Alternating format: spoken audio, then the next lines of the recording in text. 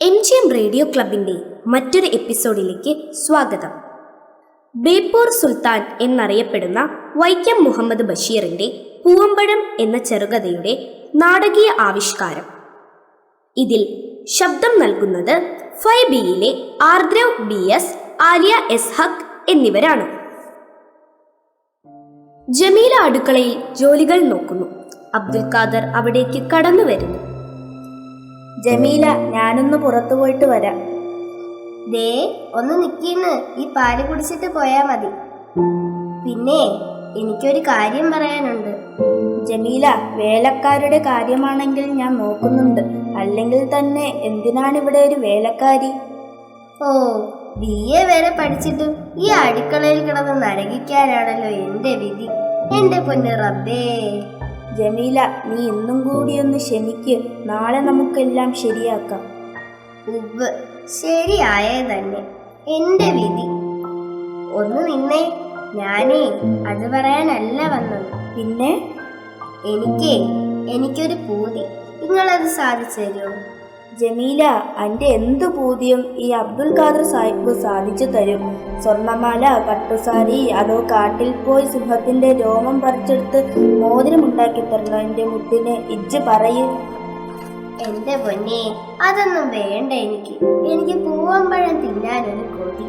പൂവമ്പഴം അനക്ക് ഒന്നല്ല, ഒരു കൊല പൂവമ്പഴം വാങ്ങിത്തരണുണ്ട്. അതൊന്നും വേണ്ട. എനിക്ക് 2 പൂവമ്പഴം മതി. മറക്കോ? മറക്കേ? ഇവിടത്തെ അങ്ങാടിയിൽ കിട്ടിയില്ലെങ്കിൽ പുഴയ്ക്കക്കര പോയിട്ടാണെങ്കിലും എൻ്റെ ഹൂറിന്റെ പൂതി ഇന്നു തന്നെ നമ്മൾ സാധിച്ചു തരണുണ്ട്. ദേ, അവിടെ ഇവിടെയും കറങ്ങി നടന്ന് നേരം കളയാണ്ട് വെക്ക ഇങ്ങോട്ട് പോന്നോളി. ഞാനിവിടെ ഒറ്റയ്ക്കാണെന്ന കാര്യം നിങ്ങൾ മറക്കണ്ട കേട്ടോ. നേരം പാതിരായല്ലോ. അങ്ങേരിത് എവിടെ പോയി കിടക്കുക? പകൽ മുഴുവൻ ഓരോ ജോലിയാ. എന്നാൽ ഇത്തിരി നേരത്തെ തല ചായ്ക്കാമെന്ന് വെച്ചാലോ? റബ്ബേ, എൻ്റെ ഒരു തലവിധി. വാതിലൊക്കെ തുറന്നു മലർത്തിയിട്ടിട്ടാണല്ലോ ഇവളീ കിടന്നുറങ്ങുന്നത്. ജമീല, ജമീല. എന്റെ പടച്ചോനെ, നിങ്ങളിത് എന്താണ് ഈ കോലത്തില്? ആകെ നനഞ്ഞിട്ടുണ്ടല്ലോ. ഈ പാതിരാരെ എവിടെയായിരുന്നു നിങ്ങള്? എന്റെ ജമീല, ഒന്നും പറയണ്ട. ഇവിടത്തെ അങ്ങാടിയിൽ പൂവമ്പഴം കിട്ടാനില്ലായിരുന്നു. പുഴയ്ക്കക്കര പൂവമ്പഴം നോക്കി കുറേ നടന്ന് തിരിച്ചു പോകാൻ നോക്കുമ്പോഴത്തേക്ക് തോണിക്കാരൻ പോയിരിക്കുകയാണ്. ഒറ്റയ്ക്കാണല്ലോ എന്ന് തോന്നിയപ്പോൾ പുഴ നീന്തി പോന്നു. നല്ല ഒഴുക്കുണ്ടായിരുന്നു. കുറേ കഷ്ടപ്പെട്ട്. പക്ഷേ എങ്കിൽ ഈ പൊതിന്ന് നമ്മൾ പിടുത്തം വിട്ടില്ല. ഇതാ കഴിച്ചോളി. ഹായ്, പൂവമ്പഴം. ഇതെന്താ ഇത്? അത് ഓറഞ്ച്. പൂവമ്പഴത്തേക്കാൾ നല്ലതാ. എനിക്ക് വേണ്ട. പാതിരാ വരെ എവിടെ കണ്ട് കറങ്ങി നടന്നിട്ട് മനുഷ്യനെ കൊതിപ്പിച്ചിട്ട്. ജമീല, ഞാൻ പറഞ്ഞ സത്യ. പൂവമ്പഴം എവിടെയും കിട്ടാനില്ലായിരുന്നു. ഞാൻ കുറേ തിരഞ്ഞതാ. വേണ്ട, എന്നോട് നുണ പറയണ്ട. ഇന്നൊക്കെ എന്നോട് ഒരു സ്നേഹവും ഇല്ല. പൊന്നും പണവും ഒന്നുമല്ലല്ലോ. 2 പഴം കൊണ്ടുവരാനല്ലേ ഞാൻ പറഞ്ഞത്. അങ്ങനെയൊന്നും പറയല്ലേ ജമീല. നീ ഈ ഓറഞ്ച് കഴിക്ക്. ഞാൻ കഷ്ടപ്പെട്ട് കൊണ്ടുവന്നതല്ലേ. വേണ്ടാന്ന് പറഞ്ഞില്ലേ? നിങ്ങൾ കഷ്ടപ്പെട്ട് കൊണ്ടുവന്നതാണെങ്കിൽ എവിടാന്ന് വെച്ചാ കൊണ്ടു കൊടുത്തോളൂ.